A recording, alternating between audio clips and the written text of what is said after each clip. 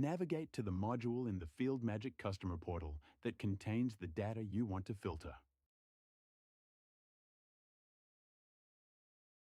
Hover over the header of the column you want to filter and click the column options icon to open the filter dialog.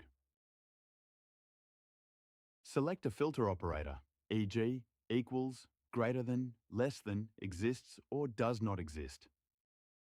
Available operators depend on the field data type. Click Apply to view the results or Reset to clear the selection. Alternatively, open the filter panel on the right side of the screen to view all fields and apply multiple filters at once.